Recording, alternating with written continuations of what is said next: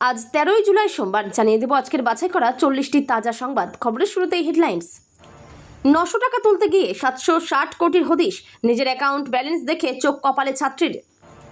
ডেভিডের জন্যই হুমায়ুনটা দল ছেড়েছে, মুর্শিদাবাদের কল্যাণের আক্ষেপ, পাল্টা কবিরের খোঁচা, বুঝতে অনেক দেরি হয়ে গেল। মমতা নিজেকে তৃণমূল দাবি করতে পারবেন না, আদালতের রায় শুনিয়ে বিস্ফোরক ঋতব্রত।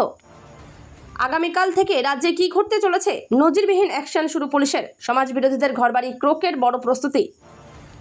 মমতার হাত ছাড়লেন অনুব্রত, কি বলছেন শতাব্দী, শুধু কেষ্টদা নয়, বিস্ফোরক বীরভূমের সাংসদ। আসল তৃণমূল আসলে কারা, 21শে সভার আগে ঐতিহাসিক রায় দিল আলিপুর আদালত। বাড়িতে বিরাট অশান্তি স্যার, মা পেয়েছেন অন্নপূর্ণার 3000 টাকা, কিন্তু বউ পায়নি। বিডিও অফিসে গিয়ে যুবক যা করলেন ভাবতেও পারবেন না। এবার ডিম আমাদের মাথায় পড়বে, ডিম খেতে রাজি নই, কেন সাবধান করলেন শ্রমিক। চাকরি বিক্রির কোটি কোটি টাকা গেল রেস্টুরেন্টের ক্যাশ বক্সে, সুজিত বসুর কুকীর্তি ফাঁস করল ইডি। সব খারিজি মাদ্রাসা জঙ্গি তৈরির আতুরঘর বলেছিলেন বুদ্ধদেব, মনে করিয়ে দিলে বলছেন এ ব্যাপারে জিরো টলারেন্স। দিদি অভিষেককে সরিয়ে দিলেই পুরনোরা ফিরে আসবে, নেতা হতে গেলে অনেক কিছু ত্যাগ করতে হয়, মমতার হাত ছেড়ে ঋতব্রত তৃণমূলে রবীন্দ্রনাথ ঘোষও। তামিলনাড়ুতে ইন্ডিয়া জোটে বড় ফাটল, বিজয়ের হাত ধরে ফের মাস্টার স্ট্রোক দিল বিজেপি। পঞ্চায়েত কি এবার বিজেপির দখলে, নিয়ম ভেঙে সরাসরি নির্দেশে তোলপাড়। ভারতের ঘাড়ে 500% শুল্ক চাপাচ্ছে আমেরিকা, ভারতের কোমর ভেঙে দেওয়ার অপচেষ্টা কেন ট্রাম্পের, হবে মূল্যবৃদ্ধি। মাথায় বন্দুক ঠেকিয়ে চিকিৎসা করানো হয়েছে, অভিষেকের সেবাশ্রয়কে থ্রেট কালচারের চরমতম নিদর্শন বললেন ঋতব্রত। খুচরো নেই, বাস থেকে নামুন, সারপ্রাইজ ভিজিটে কার্যত ঘাট ধাক্কা খেলেন খোদ পরিবহন মন্ত্রী। ককরোচ জনতা পার্টির অবস্থান বিক্ষোভ 23 দিনে, অনশনরত সোনম ওয়াংচুকের শারীরিক অবস্থার আরও অবনতি। বারুইপুর কাণ্ডে বিরাট মোড়, তৃতীয়বারের জন্য বদল আইও, কোন পথে তদন্ত। সুখেন্দু সুস্মিতাদের কেন রাজ্যসভার টিকিট দিল বিজেপি, 3টি ব্যাখ্যা দিলেন দিলীপ ঘোষ। এ তো মুরগির মাংস, পাঠা কই, বিয়েবাড়িতে খেতে বসে মেজাজ ঝাড়ালো পার্থপক্ষ, দাবি শুনেই কিল চর ঘুষি পাত্রীর পরিবারের। দক্ষিণবঙ্গে ভারী থেকে অতি ভারী বৃষ্টির পূর্বাভাস, আজ বৃষ্টি হতে পারে কলকাতায়। হরমুজে ফের মার্কিন বিমান হামলা, ইরানের ঘাঁটি গুড়িয়ে দিল ওয়াশিংটন, বিপাকে বিশ্ব বাণিজ্য। নরেন্দ্রপুরে বিজেপি সমর্থক মহিলাকে মারধর, খুঁটিতে বেঁধে চুল জিভ কেটে নেওয়ার অভিযোগ, নিশানায় প্রাক্তন তৃণমূল বিধায়ক। অন্নপূর্ণা যোজনায় কোটি টাকার দুর্নীতি, গ্রেপ্তার পুরুলিয়ার প্রভাবশালী নেতা ও তার ভাইপো। যার সঙ্গেই থাকুন অ্যারেস্ট উনি হবেনি, নির্মল ঘোষকে নিয়ে বিস্ফোরক মন্ত্রী অর্জুন সিং। নতুন ভোটারদের জন্য বড় পরিবর্তন, ফর্ম 6 অনলাইন সংস্করণে যুক্ত হলো নতুন অংশ, এসআইআর 10 রাজ্যে 5.58 কোটি নাম বাদ। অন্নপূর্ণার স্ট্যাটাস আন্ডার প্রসেস বা পেমেন্ট ফেইল্ড মানে কি, টাকা কি ঢুকবে। আত্মসমর্পণের সুযোগ নেই, দেশে পা রাখা মাত্রই গ্রেপ্তার হবেন হাসিনা, বললেন ট্রাইব্যুনালের চিফ প্রসিকিউটর। 21শে জুলাই ধর্মতলায় শহীদ দিবস পালন করতে না পারলে কি করবে মমতা শিবির। বাস, থানা, রেললাইন পোড়ানো অতীত, সোমবার থেকে রাজ্যে গুন্ডা দমন আইন, গুন্ডা কারা, কোন অপরাধে কি শাস্তি জানেন। এতক্ষণ শুনছিলেন সংবাদ শিরোনাম, এবার শুনবেন বিস্তারিত খবর। ছাত্রীর অ্যাকাউন্টে টাকার পাহাড়, স্কলারশিপের 900 টাকা তুলতে গিয়ে প্রায় 760 কোটি টাকার হদিশ পেয়ে চোখ কপালে কোচবিহারের হলদিবাড়ির ছাত্রীর। এত অর্থ কোথা থেকে এলো তার অ্যাকাউন্টে, হন্যে হয়ে এই প্রশ্নের উত্তর খুঁজছে ছাত্রী ও তার পরিবার। সেই সঙ্গে গ্রাস করেছে তীব্র আতঙ্ক, দিন আনা দিন খাওয়া পরিবারে এত টাকা কোথা থেকে এলো তা ভেবে মাথায় হাত। ছাত্রীর মা জানাচ্ছেন ওই টাকা যেখান থেকে মেয়ের অ্যাকাউন্টে এসেছিল সেখানেই চলে যাক। তবে এমন ঘটনা প্রথম নয়, শনিবার সকালে দুর্গাপুরের এক গৃহবধূর অ্যাকাউন্টে প্রায় 740 কোটির হদিশ পাওয়া যায়। অন্নপূর্ণা ভাণ্ডারের 3000 টাকা তুলতে গিয়ে তিনিও তাজ্জব হয়ে যান, এবার ছাত্রীর অ্যাকাউন্টেও এত অর্থ, হচ্ছেটা কি প্রশ্ন সবার। শুধু হুমায়ুন কবিরকেই নয়, ঋতব্রত তৃণমূলে চলে যাওয়া অপূর্ব সরকার সাংসদ ইউসুফ পাঠানকেও অতিষ্ঠ করে তুলেছিলেন বলে দাবি কল্যাণ বন্দ্যোপাধ্যায়ের।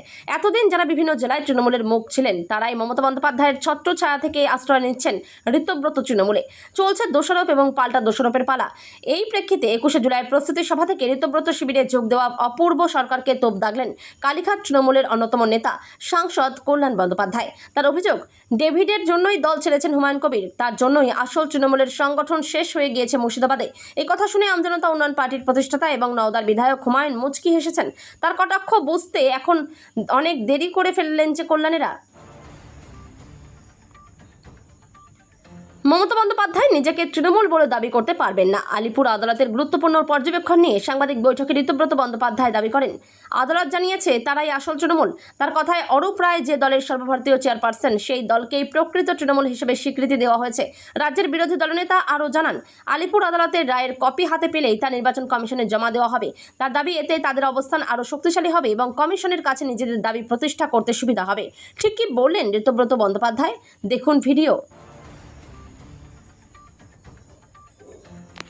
আর মাত্র কয়েক ঘন্টার অপেক্ষা, আগামীকাল সোমবার থেকেই এক নজিরবিহীন ও কঠোর আইনি ব্যবস্থার মুখোমুখি হতে চলেছে গোটা রাজ্য।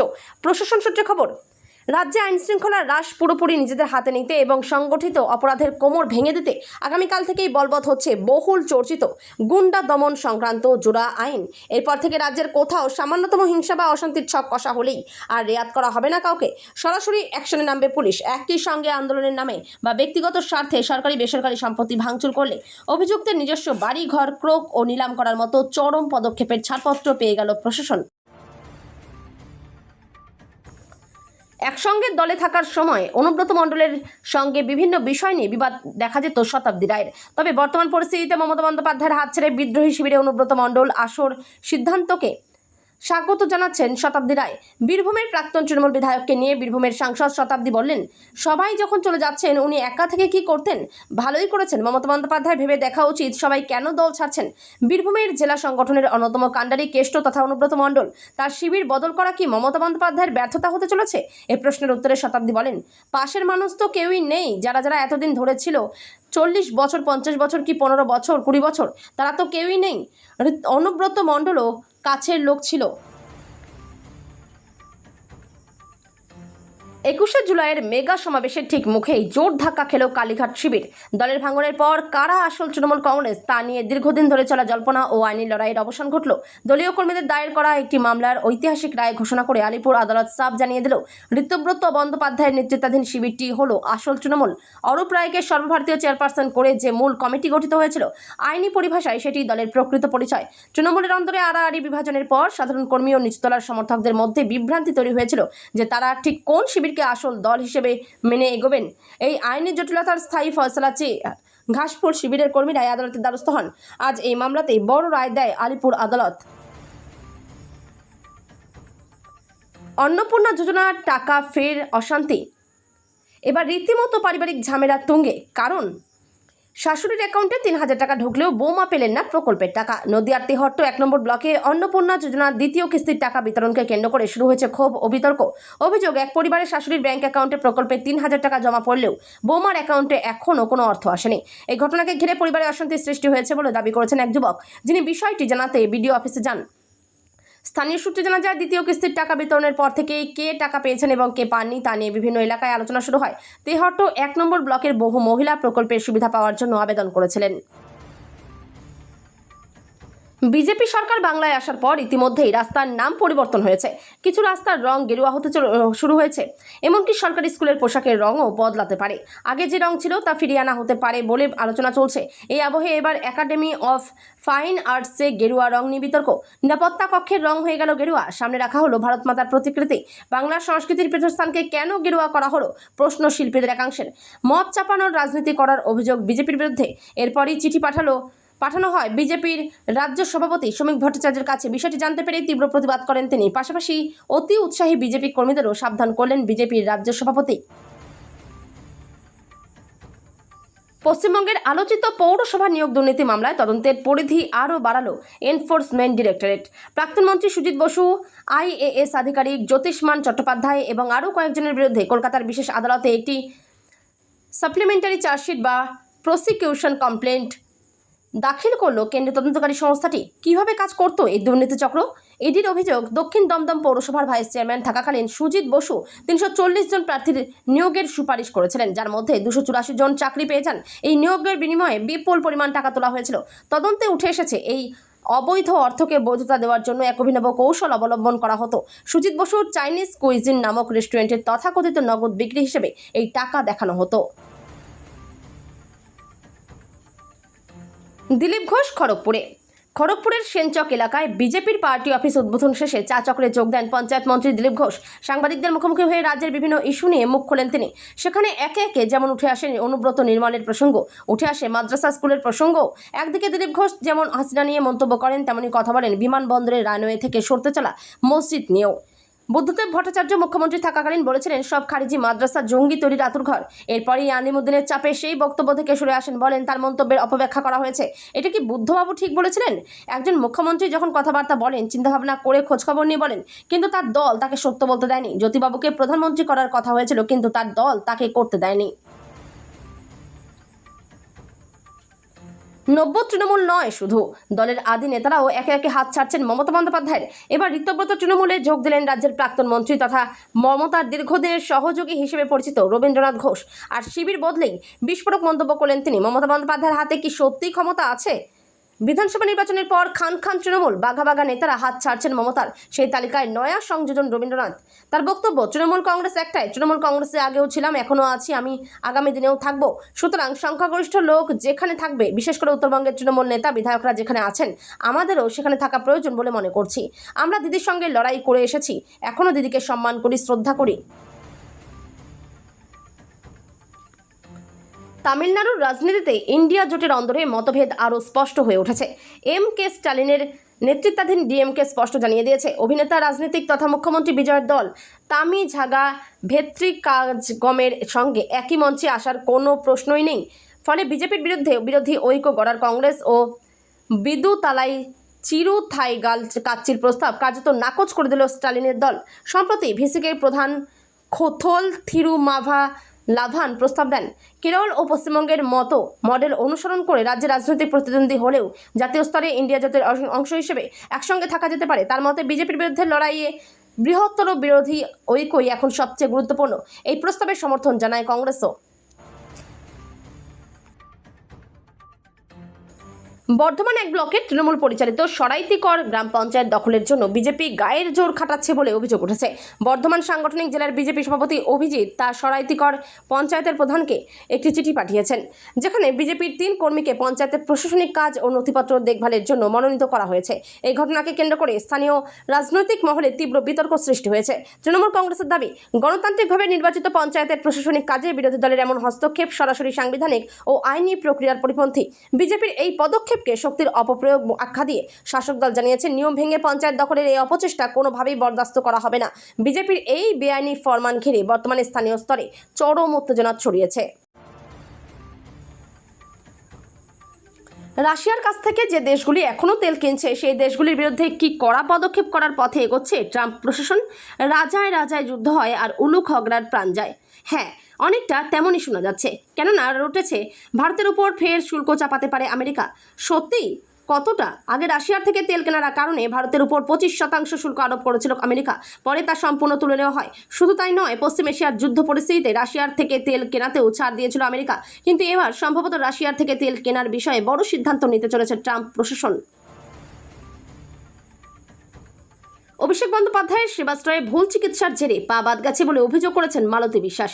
থানায় এফআইআরও করেছেন তিনি। সেই ঘটনাকে হাতিয়ার করে এবার ঝোপ বুঝে কোপ মারলেন ঋতব্রত বন্দ্যোপাধ্যায়।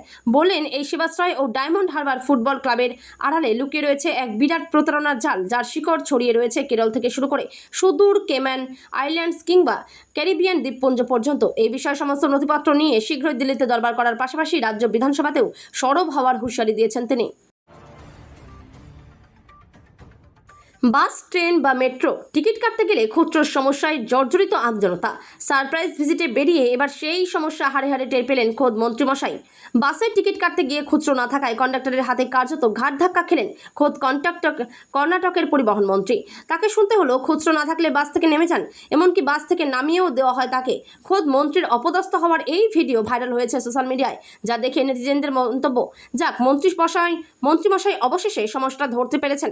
জানা গেছে, শনিবার কর্ণাটকের সরকারি বিএমটিসির বাসে ছদ্মবেশে ভ্রমণ করছিলেন পরিবহন মন্ত্রী বাইরাথি সুরেশ।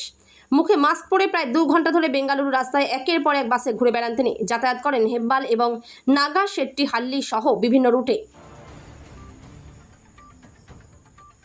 নয়াদিল্লির যন্তর মন্তরে ককরোচ জনতা পার্টির অবস্থান বিক্ষোভ 23 দিনে পড়ল। নিট পরীক্ষায় প্রশ্নপত্র ফাঁসের প্রতিবাদে কেন্দ্রীয় শিক্ষামন্ত্রী ধর্মেন্দ্র প্রধানের ইস্তফা সহ একাধিক দাবিতে গত 22 দিন ধরে এই আন্দোলন চলছে। এই আন্দোলনে অংশ নিয়ে গত 15 দিন ধরে অনশন করছেন খ্যাতনামা পরিবেশবিদ সোনম ওয়াংচুক সহ আরও কয়েকজন। জানা গেছে রবিবার সোনম ওয়াংচুকের স্বাস্থ্যের আরও অবনতি হয়েছে। চিকিৎসকরা জানিয়েছেন অনশন শুরুর পর থেকে তার রক্তচাপ ক্রমশ নেমেছে এবং প্রায় 7.8 কেজি ওজন কমেছে। গত 10 জুলাই এক ভিডিও বার্তায় সোনম ওয়াংচুক বলেন, আমি কোনো গান্ধী বা নায়ক নই। যখন কেউ বলে আপনি আধুনিক গান্ধী বা আপনি আসল নায়ক, তখন আমার খারাপ লাগে। আমি কেবলই একজন সাধারণ নাগরিক যে তার নাগরিক দায়িত্ব পালন করছে। বারুইপুরের সূর্যপুরের নাবালিকা ধর্ষণ ও খুনের ঘটনায় রাজ্য জুড়ে তোলপাড়। এই মামলায় এবার বড় পদক্ষেপ প্রশাসনের। এবার তদন্তকারী অফিসার পরিবর্তন করা হয়েছে। তদন্তের স্বার্থে এবার মামলার দায়িত্ব দেওয়া হয়েছে বারুইপুর পুলিশ জেলার ডিএসপি শান্তনু মুখোপাধ্যায়কে। ঘটনার পর প্রাথমিকভাবে এই মামলার তদন্তভার ছিল পুলিশ আধিকারিক দিগন্ত মণ্ডলের হাতে। পরবর্তীতে তদন্তের দায়িত্ব দেওয়া হয় বারুইপুর থানার প্রাক্তন আইসি জয়ন্ত পোদ্দারকে। এবার তদন্তকে আরও জোরদার করতে এবং বিভিন্ন দিক খতিয়ে দেখতে ডিএসপি পদমর্যাদার আধিকারিক শান্তনু মুখোপাধ্যায়ের হাতে তদন্তভার তুলে দেওয়া হয়েছে।